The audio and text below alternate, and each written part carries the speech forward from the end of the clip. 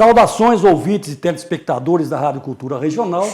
Mediante o portal IC1, estamos iniciando mais um programa, Uma Prosa na Terrinha Querida. Agradecendo você, porque hoje, exatamente hoje, com essa entrevista, da qual, dentro em breve, vou anunciar o nosso convidado, completamos 2 anos e 9 meses de efetiva programação.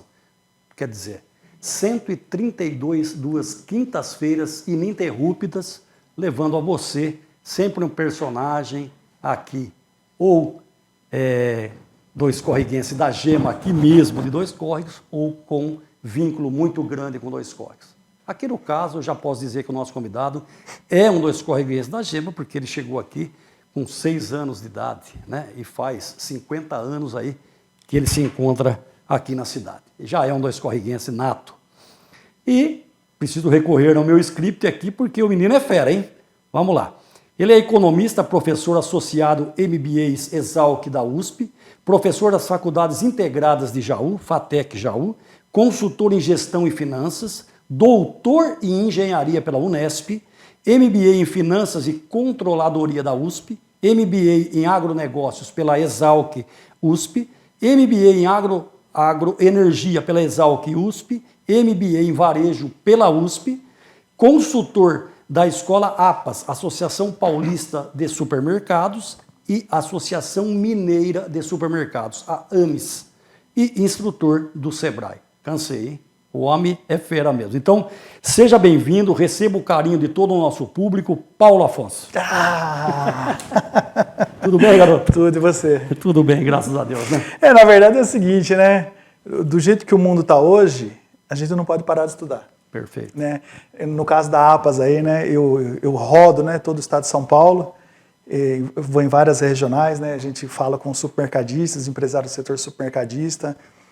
Falo, pessoal, hoje a informação muda muito rápido, né? O jornal de ontem, aliás, o que você ouve no jornal das 7 horas da manhã, o que vai passar meia-noite é a mesma coisa, a informação já foi. Né? Então, a moeda de hoje é a informação. Se você não tiver informação, não é dinheiro, não.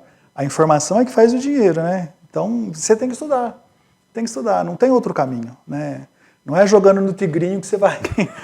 Não é, a gente vai falar depois disso aí. Tudo isso, vamos sim. Mas antes, a gente quer começar aqui, porque você já viu a dinâmica do programa, vamos falar um pouquinho aí da infância e juventude do nosso Paulo aí. Como foi aqui em Dois Córregos, escolas, amigos, enfim. Aí eu vou começar a chorar, hein?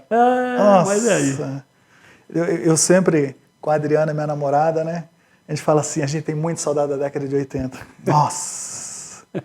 Como era Dois Córregos na década de 80, né? O que você vai mostrar nas fotos aí? Como é que é? Olha, vamos deixar para surpresa no final. Você conta, no final a gente volta a fazer uma breve explanação de cada um. Eu cheguei aqui em Dois Córregos em 76.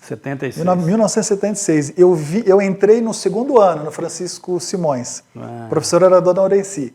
Só tinha homem na classe, tinha uns 45. Você imagina a zorra que era aquilo lá, né? Eu era o mais santo, né? Aí o 3º ano eu fiz com a dona Carminha, mãe do Júnior. Do Junião. Aí tinha um pessoal assim mais comportado. O 4º ano eu não lembro se foi com a dona Valda. Depois, 5º, 6º e 7º, eu fiquei no grupo ainda, né? O seu Nori, dona Cecília... Alvarina, os professores de história. Naquela época tinha aula de religião, né? Com a Maria José Scarpim. Perfeito. Você vê como que a coisa mudou, né? Como que mudou? E aí na 8ª série, aí precisava trabalhar, né?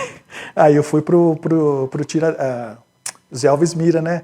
Fiz a 8ª, 1º, 2º, 3º colegial. Eu acho que foi... Eu não lembro se foi com o João Aferre, né? Biologia. Seu João, saudoso há pouco tempo. Acho que foi no Zé Alves Mira, né? Era uma aula assim que ninguém perdia. Ninguém perdia. Era uma figura. Era de biologia e era gostoso assistir. Ele brincava na aula, instruía brincando, né? Cara, aí tem as bagunças. Sim, cara, eu sempre fui da turma do fundão, né? Eu estudei, fiz bastante coisa, mas eu sempre fui da turma do fundão. Até na faculdade eu era da turma do fundão, né? Sim. Então, uma coisa que eu falo assim, olha, eu devia ter estudado mais. Né? Porque a turma do fundão, você sabe como que é. Muita bagunça, muita risada. Fiz cursinho, né? Fiz 2 anos de objetivo, porque meu sonho era fazer agronomia na Exalc, né? Mas tinha que parar de trabalhar, você tinha que sustentar, quem que ia te sustentar lá em Piracicaba, né? E cursinho E aquele negócio. É uma bagunça, né? Era só risada e por aí vai. Então, mas aqui, Paulo, trabalhando aqui, começou aonde? Eu comecei na Santa Adelaide. Ah, na usina aqui. Não, você sabe que quando eu vim para cá, olha, às vezes eu paro para pensar e eu fico assim, né? Eu entreguei jornal para o seu Sérgio. Olha só. Lá da Leia. Né? Sérgio. Era engraçado, né? Era na livraria. Chegava lá, não tinha um roteiro. Eu queria trabalhar, né? Sim. Aliás, antes, né? Eu carpi quintal. Que eu queria trabalhar. Eu lembro aquele terreno que o Zé Corade tem ali em cima, que é estacionamento. Eu lembro que eu carpi aquele terreno ali com o Edson. O Edson hoje é pintor.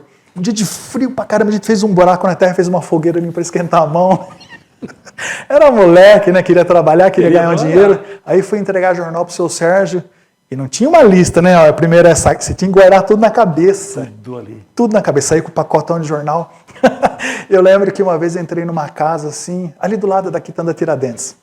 Eu abri a porta, coloquei o jornal. Aí chegou no final da rota, puta, faltou um cliente para entregar o jornal. Aí eu comecei a pensar, quem foi o cliente que eu entreguei o jornal a mais?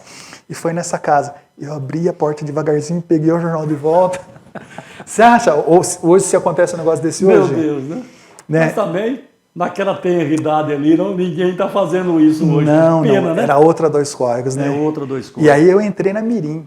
Aí foi para Mirim. Saudosa Polícia Mirim, né, do COFAS. Oh. Ah, ele colocava a gente no eixo, hein? Rigidez. Ali, né? E aí, eu entrei na usina Santa Adelaide. Entrei com o Mirim na Santa Adelaide. E tinha lá, a gente tirava xerox, né? E fazia as entregas. E tinha lá na Santa Adelaide, eram 2 escritórios, né? Um ficava lá no alto, então tinha que atravessar a represa. Isso. E eu ficava no escritório aqui de baixo. Então, não importava se estava sol, se estava chuva, botava capa, botava bota. Tinha que fazer. Passava nos departamentos, pegava os envelopes e levava para cima. Atravessava a represa, né? Isso. A represa cheia, dia de chuva, aquele barro. Então eu comecei na Polícia Mirim. E na missa, todo domingo tinha que ir na missa, acabava a missa, a ordem unida. Fardado, trabalhava fardado. Disciplina, né? Disciplina. Uniforme impecável, sapato era visto, estava engraxado. É uma vida militar. Exato. Mirim. E é uma das coisas que a gente lamenta, né? De não ter mais os valores. Os valores. Na infância, e né? o COFAS, falava COFAS, né? Seu COFAS. Ele era bastante rígido, né? Mas a gente aprendia muito. Tá certo. Né? Aí deu a minha idade da Mirim, acho que na época era 14 anos. E aí eu fui aproveitado, né, pela usina. Fui para o departamento de controles agrícolas. E é ali que surgiu a minha paixão pela agronomia. Ah, foi ali. A faísca foi ali, então. Foi. Olha aqui. Você até se emociona, embarga a voz, porque é isso, gente, tá vendo? É uma luta que vem lá, de jornaleiro, de conseguir ali um emprego melhor, que foi a usina, que na época era realmente o melhor emprego da cidade. A Santa Adelaide... Abraça o emprego e começa. A Santa Adelaide foi uma escola, né? Aquilo... Aí surge a minha paixão pela cana, né? Pelo agronegócio. Eu já trabalhava num setor ligado à área agrícola. Sim. E aí... eu até perdi o raciocínio. Eu já trabalhava no setor ligado à área agrícola. E aí, o meu departamento ficava do lado do departamento agrícola, que tinha o Clemente, o João Batista, o Zé Roberto Bortolin, que era do Insetário, os feras ali da área. Chiquito. O Chiquito conhecia as terras da usina na palma supervisor de lavoura e os gerentes, né, que volta e meia trocava. De final de semana, Raul, o que eu fazia? Quem vai estar de plantão no sábado? Quem é o técnico que vai estar? 6 horas da manhã, ele passava na minha casa, ficava sábado e domingo enfiado no meio da cana. Olha só. Ia queimar a cana à noite, né? Então, eu lembro, o Clemente, ele trabalhava com nutrição. Era variedade, então ficava o dia inteiro pro campo. E perguntava, Clemente, tal, como é que funciona essa variedade, esse tipo de solo. Né? Eu lembro que de sábado de manhã também eu ficava muito no Insetário. estudando, né? A diatreia saccharis, a broca da cana-de-açúcar, né? Tinha um formigueiro artificial lá, e nos livros. O João era mais a parte de herbicida, que na época não me interessava muito. E ia queimar cana à noite. Olha, eu lembro, uma vez estava lá no... Onde que tem que fizeram aquela ponte hoje, né? Aquele viaduto lá do trem novo que está para inaugurar. Ali tem um arrendamento, chamava Arrendamento Lerma. Eu lembro à noite queimando cana lá. E aí que surgiu a paixão, né? A paixão. E tinha o Cesarim também. Né? E a paixão... E tinha muito contato com o pessoal da Copersucar. Ia sempre direto na Copersucar. Tinha visita dos técnicos de Jaú. Ia para Piracicaba. Aí surgiu a paixão pela agronomia.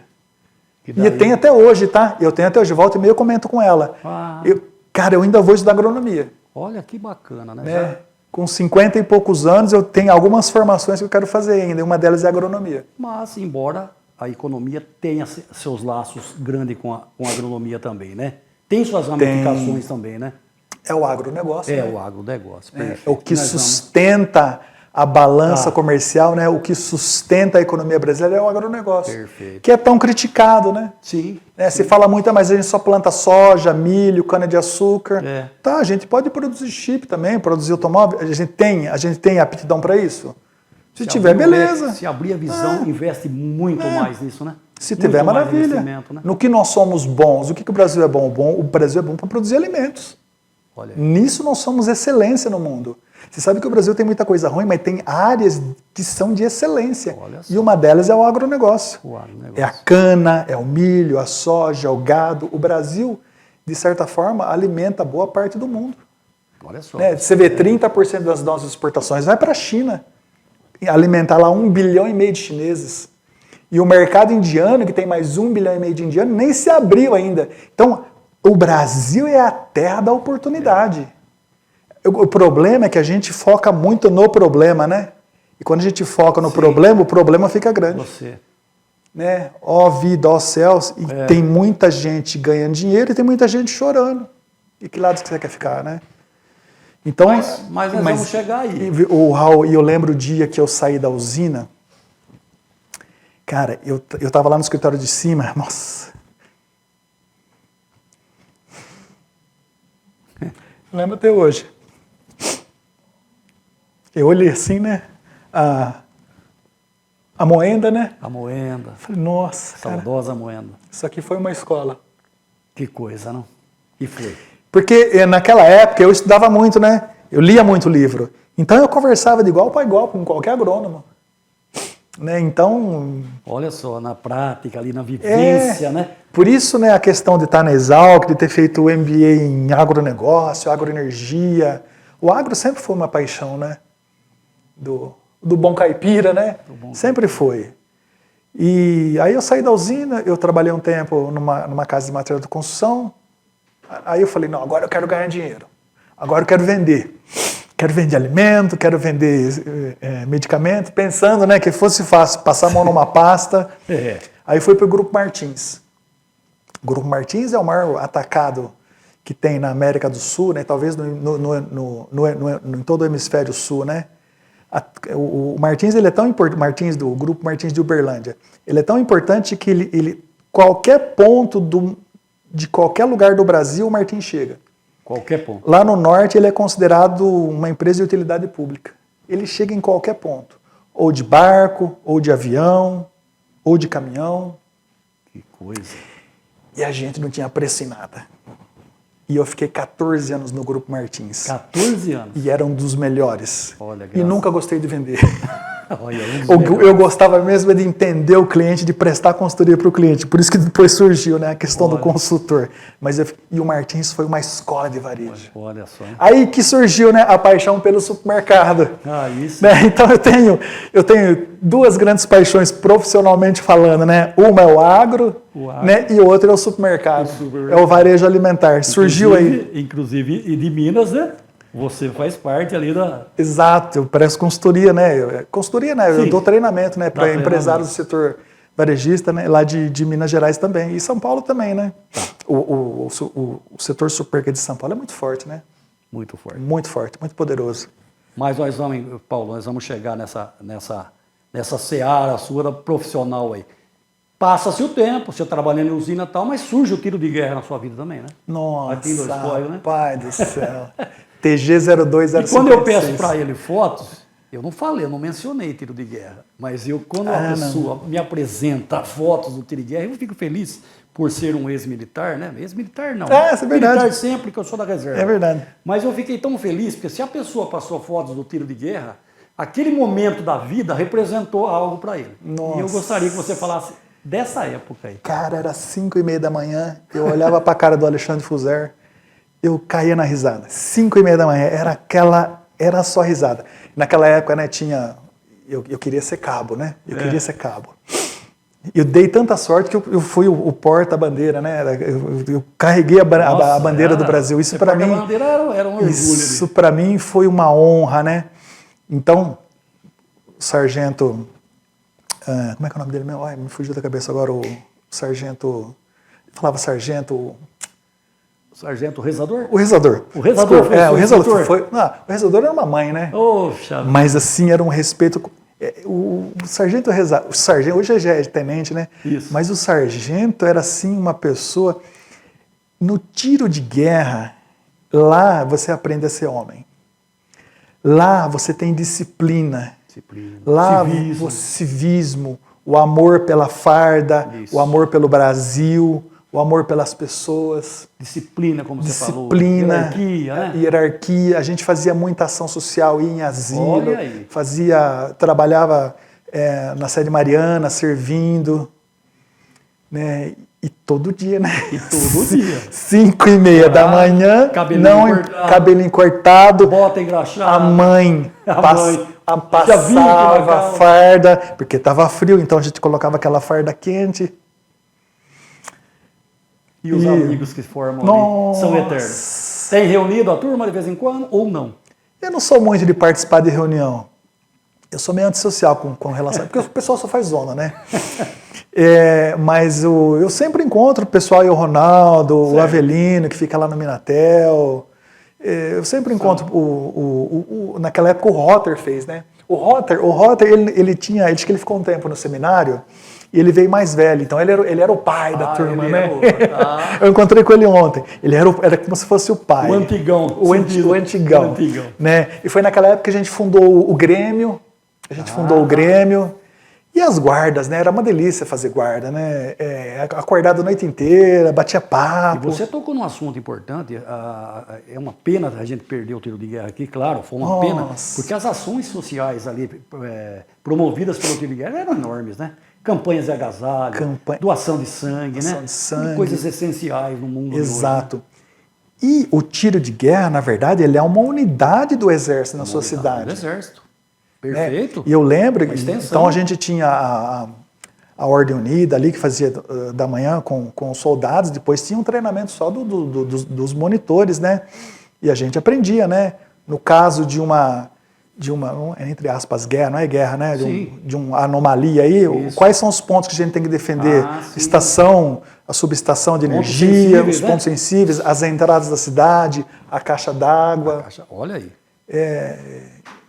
Quer dizer, não esquece jamais disso, né? E você sabe que, aí, né, teve um treinamento para monitor, foi num sítio aí.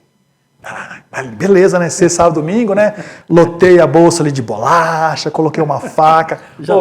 Vamos comer pra caramba, né? Vai ser uma mordomia, isso aí com o sargento ainda, né? Agora. Quando chegamos lá no tiro... No stand? Aqui no tiro de guerra, né? Porque a gente saiu do tiro de guerra. Na hora de sair. Tira tudo. Vai com a mão vazia. E a arma? E o fuzil? Ficamos indignados, né? Falamos, mas que a gente vai comer o quê, né? Tiramos... Eu já fiquei meio assim, né? Falei, caramba. E deu um mapa pra gente. À noite, hein? O destino final é esse. Beleza, né? Subimos a Santa Terezinha aqui. Tudo... De repente, começa tiro. Cara, e quando você põe a farda, você acha que você é o Rambo. Né? Quando você põe a farda, é assim. Você vira homem, né? Porque quando... A gente não sabia que ia ter esses ataques no meio do caminho. Isso, né? Como se fosse esse improviso, né? Improviso. Quando chegou naquele... Pino ali, de repente... Quando a gente passou a cruz ali, a Santa Cruz ali, que tem aquele eucalipto, começou tiro. Escuro, já tá escuro. E ali tem uma cerca de arame farpado, né? Tem. Cara, eu atravessei aquilo à noite. E é engraçado, você se joga em qualquer lugar. Se joga, claro. Eu lembro que deu uma ralada aqui, rasgou instinto, a farda. Né? É o instinto. E pá, pá, pá. Aí silenciou. Aí a gente continuou. Aí vinha vindo um senhor de cavalo, assim, com uma charrete, o cara até assustou, porque viu aquele monte de homem armado. E aí a gente tinha que chegar no sítio lá, numa determinada hora, e não chegava, né? Aí a patrulha saiu, né, para ver se achava a gente. Quando a gente via a luz, a gente se escondia.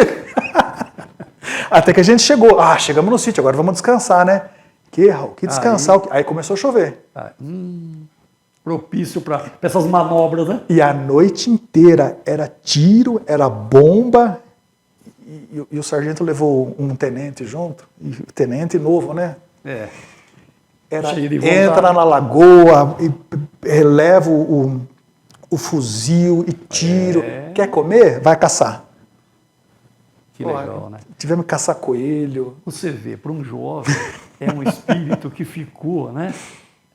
Você não vê isso hoje, né? Nessa idade. Não, eu tenho uma foto, né? Eu dormi na cocheira com o cavalo. A gente vai passar aí. Eu não sei se essa... Acho que deve ter. Eu dormi na cocheira com o cavalo, no chão duro. Quer dizer, agora eu te pergunto, tudo isso valeu? Nossa Claro que valeu, Senhora. né? São coisas essenciais na formação, como você disse. A maturidade vem dali, né? E aí, teve um belo dia que teve uma troca de general no Comando Militar do Sudeste, em São Paulo. Quem vai? Eu. A piruona passou aqui no TG, né? Saiu de Jaú, passou aqui no TG, era 5h30 da manhã, fomos para São Paulo. Chegando lá em São Paulo. Orgulho. No Comando Militar do Sudeste. Do Sudeste, segunda região militar, né? Cara, ali o bicho pega, hein? Ali pega. 10 horas da noite, o nego pagando pau ali. Você vê? 10 horas da noite. Eu até lembro, eu cheguei, tinha uma TV ligada, lembro até hoje da música que estava tocando. Dormi no chão, no dia seguinte, café da manhã, pão e um chá, as baratinhas andando assim, e tá tudo bem. Você tava com aquela fome na hora do almoço, osso de frango e E vamos. É engraçado, né? É. E nesse acampamento que a gente fez, o Raul, a gente fica assim tão assim alucinado que o que o cara manda, o que o superior manda, você faz. Sem hesitar. Não, é que sem eu falo. hesitar. É hierarquia, disciplina, é tudo, né? Exatamente. Bom, sem Paulo, hesitar. Passado o tempo, você formado, conseguiu fazer o que você tanto sonhava? Aí eu queria fazer agronomia, né? Não deu agronomia, eu fui fazer economia. Passei em 11º na IT. Olha aí. Que legal, vou fazer economia. E viajava todo dia, né? Não tinha mimimi, né? O busão. Teve uma época do João Mazieiro, que era prefeito, aí era aqueles ônibus, sabe aqueles micro que ele comprou? Aquele banco 90 graus? Era de graça, né? Mas sim. Era de graça. Mas que a coluna não esquece dele. Não esquece. E as festas no ônibus. Entrava no ônibus, já caía, já ia dormindo, às vezes voltava lendo, ia lendo, voltava lendo. E era assim, teve nessa época aí, teve uma época que eu trabalhava em Mineiro já, trabalhava para o Feltre, né? Fiquei 7 anos no Feltre, com o seu Avelino. Pessoa também que eu aprendi muito, né? Feltre. É um dos maiores fornecedores de cana que foi no estado de São Paulo. Conheço. Eu saía de lá 4h30 da tarde, chegava em casa às 5, aí eu optava, tomo banho ou janto? Tomava banho, ia pegar o ônibus. Aí chegava à noite, deixava gravando, videocassete, né? Deixava gravando Malhação, novela das 7, novela das 8, porque na época eu era noveleiro, né? Aí quando eu chegava, eu pegava aquele pratão de arroz, feijão, uma mortadela. Vinha ali comer porque precisava, né? Você não sabe como resiste, né? Que legal, né? Que coisa que para contar hoje. Né? E quem sabe para os netos ver, né? Tomara que mude alguma coisa, porque tá difícil com essa juventude. Tá difícil. É uma outra geração, né, Rô? Não adianta. Eu falo assim, uma das coisas, um dos problemas que a gente enfrenta no varejo, né? É a questão da mão de obra. Sim. É uma geração que está aí, ela é assim. E não adianta a gente querer impor a nossa geração, como era na nossa época. Não vai bater, vai dar choque, vai dar curto-circuito. É uma outra geração. Mas eu vejo assim, hoje tem várias oportunidades aí pintando também e a mão de obra é difícil. Por exemplo, Senai, Senac, são importantíssimos, né? Hoje está muito fácil estudar, né? É isso que eu queria dizer. Na FATEC. FATEC é tudo de graça. FATEC. A gente soa para montar turma. Olha aí. É de graça. Soa para montar uma turma na Tem FATEC. N faculdades, boas faculdades, que é EAD. Tá. A distância aí. A distância. Pô, você não sai de casa. Inclusive eu falo, né? O EAD, você tem que ter muito mais disciplina que o presencial. Muito mais. Então, hoje é muito fácil estudar. As grandes empresas procuram muito também nas FATECs, tudo assim, Procuram. As grandes empresas, eles vão procurar mão de obra qualificada dentro da faculdade. Então a importância de ser um técnico é fundamental. E uma coisa que o aluno não sabe, que nós, professores, a gente observa cada um deles. E quando surge o convite, né, eu vou lá e indico, fulano, pode contratar esse, pode contratar esse. O pessoal está aí, do profissional da área, de um professor, né, que indica. É abraçar, gente. O mundo já está difícil demais. A competitividade é enorme.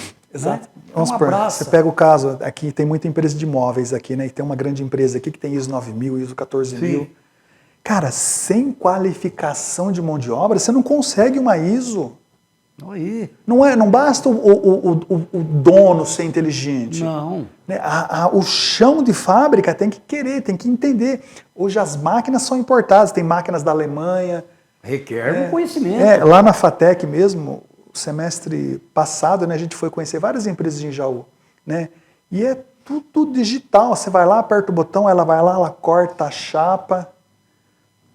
Uma colheitadeira de cana. Uma colheitadeira de cana hoje custa, no mínimo, R$1,5 milhão de reais. R$1,5 milhão. Aquilo que vocês veem no campo colhendo custa, no mínimo, R$1,5 milhão de reais. Você acha que eu posso colocar qualquer pessoa para pilotar um negócio daquele? E ela está diante de um computador ali, né? Está tudo ali, o computador faz tudo. As máquinas, né, as máquinas agrícolas, elas atingiram um nível que ela anda sozinha, você só acompanha, você só programa, ela faz sozinho. Mas esse treinamento é dado. É o dado. Olha lá. É dado. Então A parte técnica a empresa ensina. Um caminhão, né, um cavalinho com carreta, tudo. Isso aí custa uma fábula, gente. Olha, né? Você tocou no assunto da colheitadeira, inclusive fica um comboio ali com água, ele é obrigado a ficar do lado da máquina em caso de incêndio. Quer dizer, a manutenção dela também é difícil, né? Manutenção. Tem o entorno dela também, né? Exato. Meu sobrinho mesmo agora está trabalhando como eletricista de máquina. Eu falei, segue isso aí que você vai se dar bem. Então, gente, a oportunidade aparece, né? De estudo, como você sempre disse, estude, procure um curso, procure um SESI, procure aí o Senai, o Senac, procure, Exato. né? Não existe caminho fácil. Gente, não existe atalho na vida. Tá? Não existe atalho. Você entra numa livraria, você vai... Quais são os livros mais vendidos? 10 princípios disso, 3 meses para você ganhar 1 milhão. Gente, não existe atalho.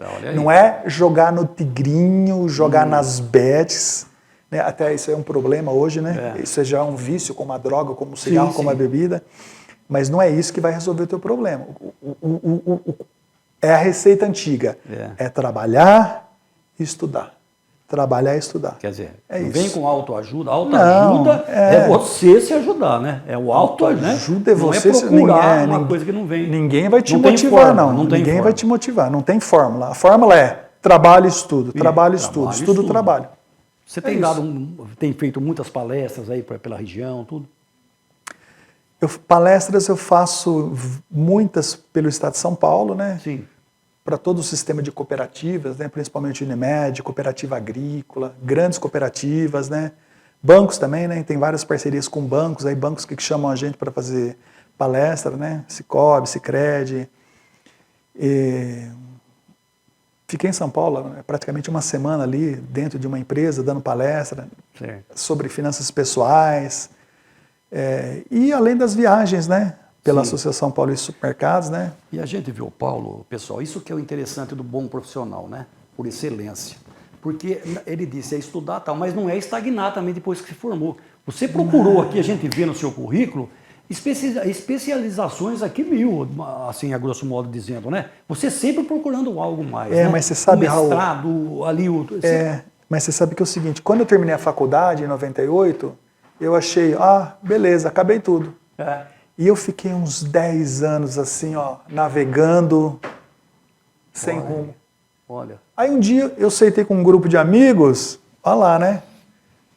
O que você está fazendo? Ah, estou fazendo pós-graduação disso. Nem sabia que era pós-graduação, né? Estou fazendo mestrado daquilo. Opa. Aquilo foi um tapa na minha cara. Aquela luz já... Aquilo foi um tapa. Mas no dia seguinte eu me matriculei numa pós-graduação em Bauru. Ah, você está vendo? E aí eu vi um professor meu, né? No site da faculdade lá, tinha terminado doutorado. Eu falei, como assim, né? Aí liguei, você tem que ir atrás, tá? Você tem que bater na porta, não adianta, nada vai cair no teu colo. Bata na porta. Gilberto, preciso falar com você. Eu venho aqui na faculdade. Como é que é o caminho do mestrado e doutorado? Aí ele me explicou tudo certinho. Fui na universidade, né? Aí você tinha que ter um orientador na Unesp de Botucatu. Procurei nem quis falar comigo. O segundo também não me orientou. O terceiro, aí me apresentaram uma japonesa, a Maura. Aí a Maura falou, eu te oriento. E a Maura, ó, descia o sarrafo em mim, né? Eu saía da sala dela, eu saía até meio triste, assim, né? Pô, seu trabalho tá uma merda, não sei o que lá, né? Mas aí no dia da apresentação do mestrado, ela deu risada, né? Mas eu falava, porque eu falava, você ia lá e fazia. Aí, a maioria eu falo, o pessoal não tá nem aí. É isso aí, é o abraçar mesmo na sua totalidade. E aí o mestrado, doutorado, que foi abrindo portas, né? Aí começa, claro. Para as faculdades, né? E é motivacional depois também, né? Você vai... É um leque de oportunidade. É um leque de oportunidades. E hoje a gente fala muito... Eu ainda quero fazer algumas especializações ainda, né? Em filosofia, teologia, arqueologia, né? Que é mais focado no estudo bíblico, né? Entender... Falando de Bíblia, Raul, e aí não é uma questão de religiosidade, porque a Bíblia não é um livro religioso, né? A religião que se apropriou da Bíblia. Eu tenho muitos livros em casa, mas eu até comentei com a Adriana, eu sempre procurei um livro que, não, esse aqui está a receita de todos os meus problemas. E nunca achei esse livro. E eu tinha 5 exemplares desse livro na minha estante. Até que a gente vai ficando velho, né? Então a gente vai ficando mais espiritualista, né? Cabelos brancos. O cabelo vai ficando branco, a gente vai falar, opa, está na hora de eu me entender. Embora deixa eu te cortar uma coisa, hein? Olha aí, pessoal, né? Porque o cabelo está ficando branco dele também, que está quase. Tem um provérbio japonês que dizem, as pessoas não envelhecem. Tem que ser japonês. Elas nascem para a sabedoria, né? Exato. Porque tem muito jovem aí que já está velho. Exatamente, tem muito jovem que está velho.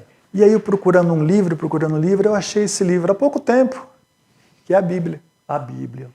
E não estou falando na questão religiosa, não. Mas respostas você obteve ali. As respostas eu obtive ali. Que bacana ouvir isso de Provérbios, Salmos, Mateus. Raul, tudo que a gente fala de finanças pessoais, tudo que a gente fala de disciplina, de sucesso, está tudo ali. Que bacana. Um livro que foi escrito há mais de 2000 anos. Há 2000 anos. Impressionante. E a leitura da Bíblia você exerce até hoje. Eu estou estudando. Está estudando ela. Estou estudando. Por isso que eu quero fazer um curso de arqueologia, para me entender. Eu quero entender a Bíblia. Todo o seu. Né? Não no sentido religioso. O livro mais vendido do mundo, né? Exatamente. Exatamente. Vamos entrar na sua área aí, porque o povão agora está esperando também. Nossos ouvintes aí também é seleto e gosta dos convidados. Aqui não será diferente. Somos a Vero, uma empresa com excelência no mercado de telecom, com NPS de referência mundial e com índice equivalente ao das empresas mais admiradas do Brasil.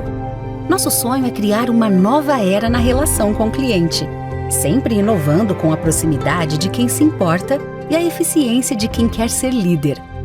Nós não queremos ser mais, queremos ser melhores, superando as expectativas dos nossos clientes com a proximidade de quem se importa, porque a Vero é do tamanho do seu mundo.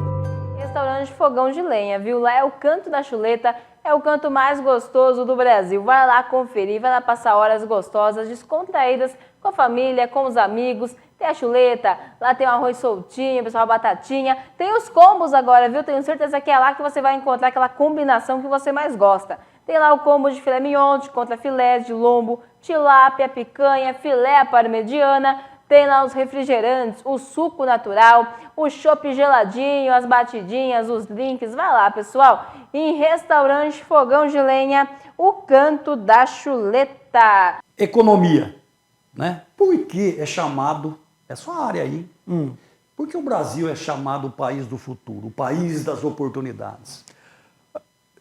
Quando eu estava lá na quinta série, né? Hoje é Fundamental 2, né? Poxa, mudaram tudo também. Sempre ouvindo isso. O Brasil é o país do futuro, esse é um país que vai para frente, lembra lá no regime militar? Exatamente. O Brasil é um país do futuro, e esse futuro nunca chega. Estou com mais de 50 anos e esse futuro ainda não chegou. Quando que vai chegar esse futuro? Né? Então é assim, o Brasil é um país de muitas oportunidades. O Brasil é um país que tem tudo para ser próspero. O Brasil é um país que tem tudo para ser uma grande nação riquíssima, né? E a gente precisa olhar os exemplos de outros países, né, que têm sucesso, né, como a Coreia, como a China. Mas a China é comunista. Não, a China não é comunista. O partido é comunista. A parte política é comunista, mas a China é muito mais capitalista. O chinês não é bobo, não, tá? Eles são muito mais capitalistas do que comunista, né? Haja vista a produtividade ali e tudo mais, né? Exato. O desenvolvimento tecnológico. A China, o projeto da China é ser a maior potência econômica e militar do mundo. Esse é o projeto. Por isso que incomoda tanto os Estados Unidos, né? Porque Estados Unidos, eu sou o campeão. Eu praticamente mando no mundo. Daqui a pouco eu vou perder essa posição. Se eu não continuar estudando, alguém vai me ultrapassar. Porque estão me incomodando. Né? Que estão me incomodando. Por isso que essa questão da guerra comercial. É isso. Perfeito. Que seria uma nova guerra, entre aspas, uma guerra fria, né? Como teve lá na década de 80. Então, o Brasil é um país que está condenado a crescer aí 2,5% ao ano. A gente não vai crescer menos que isso. Por quê? Porque a gente tem petróleo e comida. O agro nosso é muito forte. Mas o petróleo não vai acabar em 2020? Não, gente. É o seguinte, a gente faz COP, a gente faz reuniões de meio ambiente, mas quando o país tem que mexer no bolso, tem que tomar atitude que politicamente vai me afetar, esquece isso aí. O petróleo vai continuar, o Brasil vai explorar petróleo lá na Bacia do Norte, tá? Assim como a Arábia, né? A Arábia Saudita, os Emirados são países riquíssimos, cresceram em cima do petróleo, mas sabem que um dia o petróleo vai acabar, e realmente vai, né? Porque é um recurso finito. Então o Brasil ele vai continuar crescendo, 2% ao ano. Dá para crescer mais? Dá para crescer mais. O problema é que se o Brasil começar a crescer 4%, 5% ao ano, a gente vai ter um problema. Por quê? Eu não tenho estrada, eu não tenho linhas férreas, eu não tenho energia. Imagina se as empresas começam a trabalhar 24 horas. Lembra do apagão que teve lá, acho que foi em 2010? Opa! Então, sobrecarregou. Então eu preciso reconstruir eu preciso ter toda uma infraestrutura. Você sai para a estrada aí, quando você chega na Washington Luiz, você desanima. Exatamente. Você entra na Dutra, então, você fica louco, né? É só caminhão. A economia do Brasil roda através de rodas, não é trem. Perde-se muito produto aí nesse escoamento aí de Exato, né? grão, às vezes quando eu estou atrás de uma carreta carregada de soja, você vê lá os grãos caindo assim. Um absurdo, né? É um absurdo. Então, o Brasil vai continuar sendo um país do futuro por muito tempo ainda, né? E a gente precisa de uma classe política mais séria. O Brasil precisa não de um plano de governo para a área da educação, para a área da saúde. A gente precisa de um plano de Estado que, independente de qual governo assume, o plano para a educação é esse. O plano para a saúde é esse. O outro tem que dar continuidade. Exato. Você pega uma cidade como Dois Córregos, né, tem 25 mil habitantes. A Santa Casa tem que ser de excelência. Perfeito. Eu tenho que ter lá 3, 4, 5 médicos, eu tenho que ter aparelhos, eu tenho que ter os tomógrafos. Isso faz parte. Aquilo que a gente vê naqueles filmes americanos, né? Eu lembro que outro dia eu estava assistindo uma série, o condado ali tinha 1.800 habitantes, mas a estrutura da polícia, a delegacia, os veículos, o armamento... Quer dizer... Gente, não é filme não, é assim mesmo. São meios ali. É assim mesmo. É assim mesmo. Né? Eu estive nos Estados Unidos em 2020, final de 2020, né, antes da pandemia. Gente, É uma outra realidade. Tanto que, não te cortando e falando em polícia, a polícia americana veio conhecer o trabalho da polícia brasileira no tocante a subir a favela. Vocês sobem aí com esse tipo de equipamento à época, Exato. Vocês são os verdadeiros heróis. Exatamente. Né? Porque a polícia daqui depois foi fazer cursos lá e tudo mais, mas é o que você falou.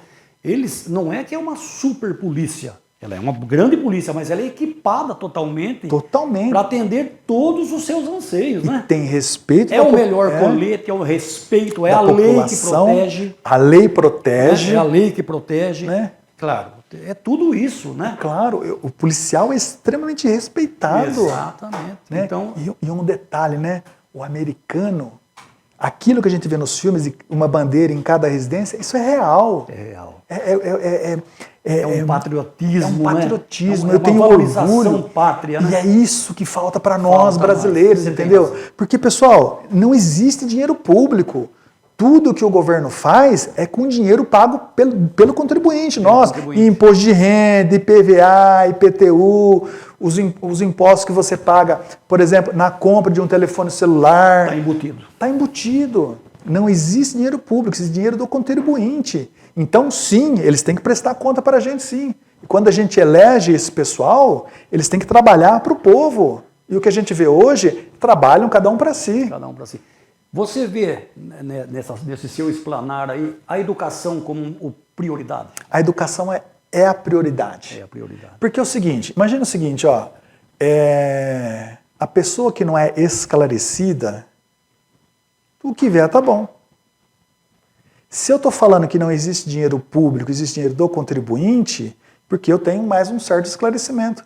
Sim, sim. Então, gente, o que era educação na minha época, quando o seu Nore de matemática entrava na sala, você não ouvia um pio. Não.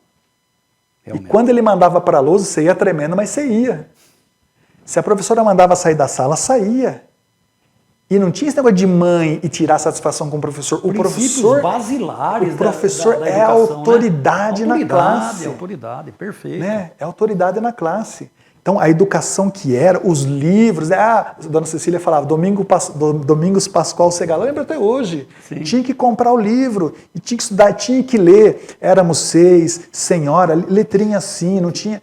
E tinha que fazer ficha. Avaliações de prova sobre leitura, sobre livro, né? Eu lembro. Exatamente. Os professores de hoje são guerreiros. Vamos lá no termo popular, repetir de ano se você não estudar. Não, repetir de ano. Hoje é por faltas, né? Eu fiquei de recuperação de matemática na sexta série com o senhor. E quando eu fiquei de recuperação, quase eu tive um troço, Raul. Segunda época, às vezes, né? Nossa! Então, se era um esforço, né? Eu fiquei traumatizado. Agora, então, hoje, vamos pensar assim. Hoje é para demonstrar que o nível, o grau de repetência aqui no país é 0, mas é claro, né? Claro. Só que você vê gente na 4ª série não sabendo ler, né? Não sabe ler. Não sabe ler. A gente aprendia a ler já na 1ª série, um caminho suave e tudo mais, né? E o que era a Coreia do Sul há 50 anos atrás? Era mais pobre que o Brasil. Olha só, 50? Estamos falando... A China é a mesma coisa. A China é a mesma coisa. Né? Gente, eu sempre falo em classe, né? Você sabe o que é a Coreia do Sul? Eu vou lá na classe e faço um pinguinho na lousa. Isso que é a Coreia do Sul. Sabe o que é o Brasil? É toda essa estação que vocês estão vendo aí. Olha aí. A Coreia do Sul seria, sei lá, um pinguinho aí nessa estação. Só que a Coreia do Sul exporta muito mais que o Brasil. Olha aí. Hyundai, LG, Samsung, são algumas marcas. Né? Então, é educação, é engenharia. A China tem um sistema assim, né? Chama STEAM, né? Vamos falar, ciência, tecnologia, engenharia e matemática. É o que os caras estudam. Entendeu? Então a gente vai querer ganhar de quem? Perde, não tem como. Não. E aí você vê os é por isso que e é por isso que tem aquela crítica ao agronegócio, né? Eu exporto 1 tonelada de soja e exporto um chip de computador. Qual que você acha que vale mais? Quanto que ocupa 1 tonelada de soja em espaço e um chip de computador? Só que eles têm, né, a aptidão para produzir chip de computador. E a gente tem a aptidão para produzir alimento. E está tudo bem, a gente faz muito bem isso aí. Graças à Embrapa, a gente fala... O país, né, além da educação, o país tem que investir em ciência e tecnologia. E a gente tem um exemplo claro, que é a Embrapa, né? Empresa Brasileira de Pesquisa Agropecuária. Lá na década de 80, Raul, onde que você encontrava soja? Rio Grande do Sul, Paraná e Santa Catarina. Sim, no sul. Qual a maior região produtora de soja hoje? É o Centro-Oeste. Gente, é pesquisa, engenharia genética, é biotecnologia. Estudo Isso profundo, é pesquisa, né? estudo profundo. De solo, de clima. De solo. Gente, a maior mentira do agronegócio brasileiro é quando o Pero Vaz de Caminha chegou no Brasil e mandou a carta para o rei, que ele queria fazer uma média com o rei, né, Dom João VI, falou assim, plantando nessa terra tudo dá. Mentira! Mentira, né? Porque você tem que adubar a terra. Tudo. Lá no caso do Cerrado, você tem que fazer a correção do solo, jogar calcário, senão não dá nada. Ver se o clima é compatível com aquela... E o produtor rural é um cara otimista, né? Porque ele planta, ele tem que rezar para chover, né? Depois tem que rezar para ter preço. Correto. É uma cultura, é uma profissão de altíssimo risco. Então, é educação, pesquisa, ciência, tecnologia. Quantos prêmios Nobel o Brasil tem? Eu não conheço nenhum. Olha, é essa hora que aí você fala de uma Coreia do Sul, vai despontar, né? Você vai falar de uma China, vai ter seus expoentes. Gente, né? Sem educação, sem pesquisa, a gente não vai ser nada. Cientistas, né? Cientistas, o Brasil não vai ser nada. Isso é fato. Perfeito. Isso é fato. Então, o que teria que mudar hoje? Ter um plano de Estado para a educação, mas não sem viés político, né? Entendi. Pelo amor de Deus, educação, estou falando de coisa séria. Mas, Paulo, a gente está quase chegando ao fim do programa. A gente vai conversando, né, cara? E nem começamos. Mas eu queria que você, o forte aí da população, da dona de casa, enfim, tem sentido aí a falta do dinheiro escasso, a inflação, ela está aí. Eu queria saber, assim, já que para mudar, precisa investir maciçamente na educação, cada vez mais, e essa economia brasileira está padecendo aí, a gente vê, você poderia dar umas dicas, pelo menos, de uma economia familiar, de um planejamento familiar. O que seria, então, viável nessa situação, até que se melhore, né, Paulo?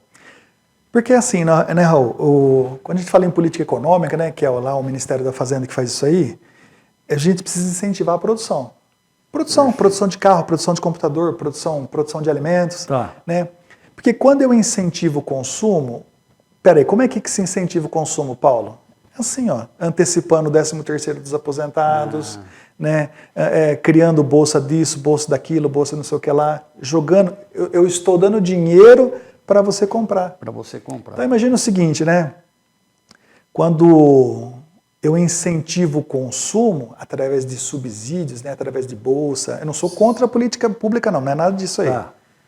Né? Quando eu incentivo o consumo, então todo mundo quer comprar hoje, né? Eu tenho 2 pessoas querendo comprar esse celular. Aí quando eu incentivo o consumo, a indústria continua produzindo um celular, mas eu vou ter 10 pessoas querendo comprar. O que vai acontecer com o preço desse celular? Ele vai subir. Perdão. Ele vai subir porque tem mais gente procurando. Ele vai subir, isso, vai ter mais gente procurando. Então, esse é um dos erros da política econômica de hoje. É o populismo que a gente chama. Olha só, é o populismo. Porque tudo nesse país se resolve com uma bolsa. E aí, aquilo que a gente estava comentando, você pega a dona Maria, que está lá nos confins do Nordeste, lá, ela está esquecida lá. Então o político que chega lá e fala, vou te dar uma bolsa para a senhora votar em mim, e eu também votaria. Por quê? Porque eu estou passando fome, e aí chegou uma pessoa que me deu uma bolsa e eu vou votar nesse cara.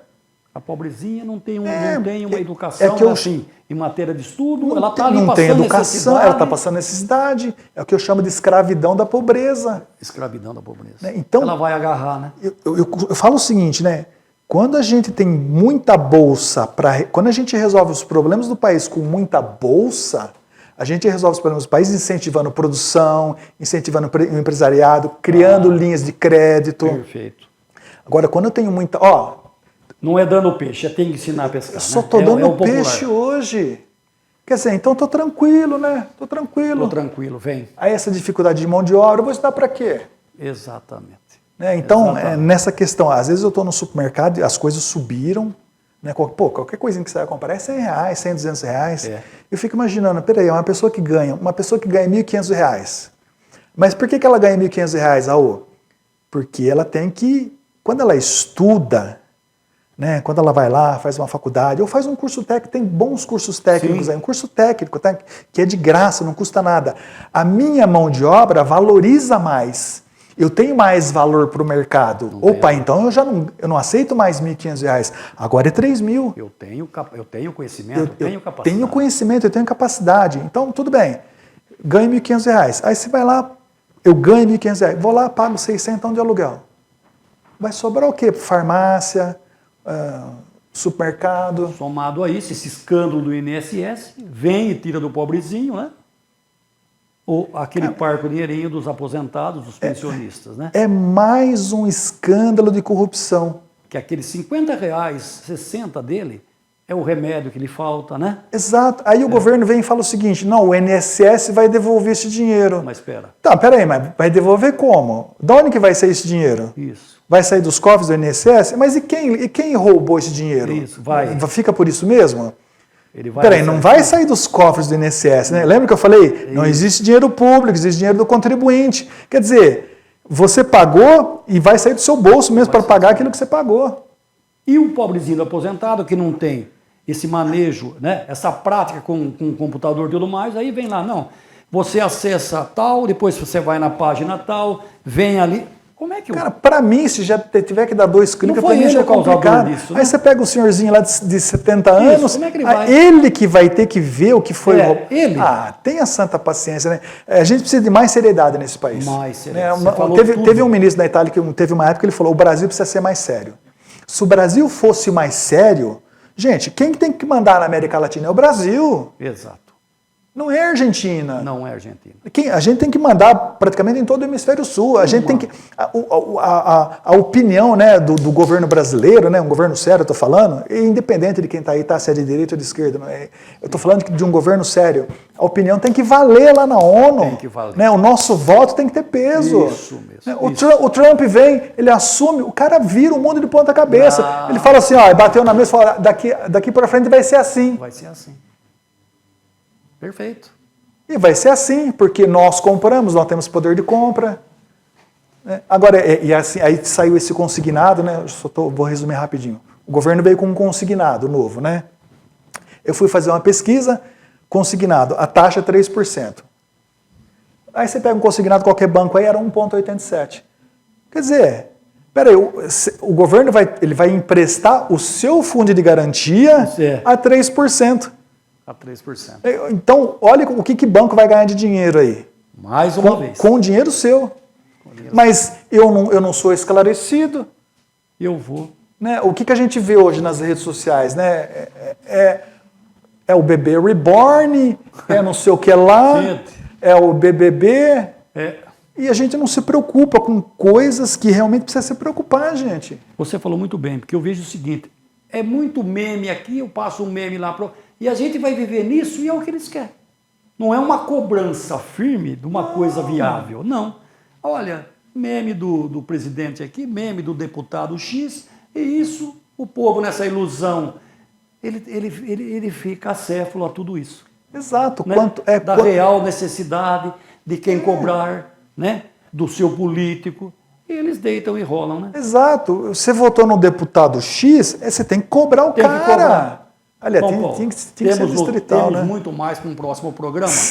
Separamos umas fotos aí, vamos lá, o Paulo fazer um breve relato de cada uma aí. Vamos matar a saudade agora aí. Tá lá. Nossa, essa é velha, hein? É você e as irmãs. Eu e minhas irmãs. Gêmeas. Olha o sofá, pouco antigo o sofá. Isso aí é de 1900 bolinha, hein? E outra, branco e preto. Tradicional. Né? A maiorzinha de cá, né, da direita, né? Para mim aqui, a Ana Paula, a mais miudinha, a Ana Cláudia, né? Sempre foi. Pessoal. São gêmeas, né? Olha lá. Aí olha também as duas, tem essa foto aí, nem parece que nem. Olha só, gente, bebezinhas e tudo. Olha, esse Lulu, aí o Lulu, né? Esse Lulu, cara, ele morreu no dia 22 de março de 1975. Pra você lembrar, assim, você gostava demais dele. Gostava. Eu pegava o cigarro do meu pai, eu ia escondido lá num canto da casa, eu tirava o fumo do cigarro e eu comia, o Lulu comia também. Olha. Eu era desse tamanho. Olha só. Cada uma. A namorada não se conteve agora aqui. Olha, mas meu pai, minha mãe, né? Grande Sebastião trabalhou na usina da qual você também fez parte. Né? Santa não teve Adelaide. Quem não passou pela usina da nossa geração, hein? Não. Eu também passei pela usina Santa Adelaide. Às vezes a gente está andando na rua, Eu conheço, trabalhou comigo na usina, trabalhou comigo na usina. Pessoal. Usina Santa Adelaide, a mãe Adelaide. E as festonas de 1º de maio, não? Nossa, festas de 1º de maio memoráveis. Vamos lá? Maravilhosa, né? Surgiu a primeira colorida aí. Olha lá. Olha, a primeira. Também as irmãs. Não? Também as irmãs. As irmãs, sim. O Raul, naquela época, ó, de 72, cara, janeiro de 72. 72. Rapaz do céu. Eu já era 11 anos. Olha essa daí, olha o cabelinho, rapaz. Tudo bem que hoje não é lá aquelas coisas, né? Tradicional. Mas olha só. Que feinho, não? Eu não será que quando você hoje, pediu com esse cabelinho natural, imagina! Não, você acha que não? Imagina! Né? Não, eu acho que não tem nada a ver. Não. Vamos lá. Era as minhas irmãs mais velhas, minha mãe, foi um aniversário aí. Acho que foi, não sei se foi ano passado ou ano retrasado. Quantos anos? Minha mãe está com 84 hoje. Parabéns a ela, então. 84 anos. Os meus sobrinhos, eu não tenho filho, né? Eu tenho sobrinhos, né? Então já tá bom já. Você gostou muito de poder. Então já tem irmão. Que legal. O tio Coruja aí. O Tiago e a Ana Laura. O Tiago hoje tá com... A Ana Laura acho que tá com 26. Olha só. 26. E o Tiago tá com uns 30 e pouco. Tem o maior carinho pelo tio. Acredito que sim, né? Boa. Os dois pequenininhos aí, né? Então, o Tiago hoje é casado, tem filho. Opa. E a Ana Laura também e tem uma filha, que é a Ana Luísa. Acho que deve ter foto. Que são aí, ó. Aqui. Bacana. Que é a Ana Luísa, né? Que é uma figura, e o Rafael. E o Rafael. E você vê, ó, a gente vai ficando velho mesmo, né? A gente vai passando. Na verdade, a gente vai passando pelas gerações, né? Gerações. Por isso que o bom da imortalidade é isso, né? E o bom é deixar registrado. A partir de agora está registrado nos anais aqui de 2000. Nos anais. Vamos lá, Éder. Olha aí, cara. Olha o Sargento Rezador. Aí eu encontro lá. Aí eu encontro lá. Sargento Rezador. Isso aí a gente tava assando um coelho, rapaz. Sem maçã, sem aquele lanche que ele nada, né? Imagina, ficou tudo. Uma beleza, né? Tudo. E isso aí era sem sauna, sem tempero, era cru mesmo. Ah lá. Eu comia, eu passava fome. Aí você todo garboso, desfilando, porta-bandeira do tiro de guerra. Tinha o Cuíca na época também do tiro de guerra, hein? Olha a figura. Aí, o Serrano. O Cuíca. Né? Aí, nas cidades que a gente ia, né? A gente gostava, né? Porque as meninas olhavam a gente, né? Você fez tiro de guerra também, né? Fiz também. Fiz. Vamos lá? Aqui os seus bichinhos de estimação. Seus pets. Raul, tudo adotado. Essa é a Vitória. Ela chegou em casa filhote com uma perna quebrada. Olha aí. Aí falei, o que faz? Ela leva no hospital, né? Leva no hospital, cura e tá lá hoje. Adotiva, né? Pegamos na rua. Que bacana. Daí a importância, né, da adoção. Muito. Que mais? Tem mais bicho aí. Vamos passando. O pretinho também, a minha sobrinha chegou e falou, tadinho, tá lá no bueiro. Falei, então pega, vai, é um preto inteiro? Tem olho verde? Falei, então traz ele, né? Olha, é o pretinho, né? Chama de paçoca, né? É o paçoca. Paçoca? É o paçoca, ele é preto inteiro. Vamos para a próxima. Aí tem o cachorro, é o pirulito. Pirulito? O pirulito, eu tinha um cachorro antes dele, que era igualzinho a ele. Era o xodó da minha mãe, né? E aí que era o Marley, né? O Marley morreu. E eu falei, cara, em 2 dias eu tive que arrumar um cachorro igual. E aí você foi buscar em Jaú, na Paja lá. O Panqueca, né? Que é um gato também que apareceu filhote lá. Apareceu lá em casa, filhote, ficou aí, olha, o cachorro e o gato. Tá certo. Né? Amigos, hein? Amigos. Esse é o Victor. Pelo olhar do Victor, é carinhoso. Não é bravo, esse cachorro é do SOS aqui de... Daqui de Dois Córregos? Daqui de Dois Córregos. SOS Animal. A gente pegou com a Maria Lúcia aí. Ele é dessa altura, assim, ó, da altura do pastor alemão. Bonito, hein? Ele deve ter uns 30 quilos. Marrom e branco? Ele ficou 4 anos lá para ser adotado. Poxa, parabéns. Né? Como é que é o nome? Vitor. O Vitor tá bem. Ele tem um botão na cabeça aí. Mansinho de tudo, né? É tu aqui, né? E eu e a Adriana, né? Olha lá. Onde estão ao Capitólio. Tá, aliás, Minas é uma região boa, viu? Então, se você tiver... Engraçado, e a gente tá tão perto aqui do sul de Minas. Né? Eu fui aqui para Andradas aqui. É um estado de divisa, né, pô? Pô, dá 3 horas daqui ali. Você pega Pirassununga aí, isso aí é lá no Morro do Chapéu, subir de carro lá. Não, tem que subir com um veículo traçado, né? Eu subi com o meu carro, Morro do Chapéu, lá no alto. Passou no Globo Repórter, falei, eu quero saber onde fica esse lugar aí. Morro do Chapéu, você vai subindo, eu nem acredito, né? Coisa linda. Cada loucura que a gente faz, né? E a visão da represa lá no fundo. Muito bonito, muito bonito. Passei aqui. Ficou memorável. Ah, eu tô com o cabelo mais comprido, né? Terminou. Acabou. Eu gostaria, então, que você deixasse, foi muito prazeroso conversar contigo, tenho certeza, e produtivo também. Que você deixasse aí as considerações finais ao programa. Minhas considerações finais é o seguinte, que eu sempre falo, né, às vezes nas minhas conversas aí com o pessoal aí, empresariado, colaborador. Pessoal, na vida da gente não existe bala de prata, tá? Não existe aquela bala de prata que vai matar o lobisomem, não. Então não existe bala de prata. Na vida da gente não existe atalho. Na vida da gente o que existe é o caminho. Ah, mas eu conheço o caminho, Paulo. Não, você tem que fazer o caminho. Não tem receita, não tem jogo do tigrinho, nem tem jogo de bet, não tem receita de livros mais vendidos. O que existe é trabalho sério, né, e estudo. Tá? E não adianta, e um dos problemas nossos hoje é o imediatismo. Né? Eu começo hoje e já quero ter resultado amanhã. Não vai ser assim. Não vai ser assim. Perfeito. Eu costumo falar para o pessoal da graduação na faculdade. Pessoal, a graduação, 4 anos, é o primeiro degrau, tá? Da escada. Aí depois tem pós-graduação, mestrado, outras pós, mais uma pós, outra pós. Depende do que você quer da tua vida. Depende do que você quer da tua vida, é um remédio. Então, na vida, nada vai cair de mão beijada. Você tem que ir atrás. Recado dado. Então, pessoal, estudo, caminho, viu? Você tem o seu caminho. Basta trilhá-lo, né?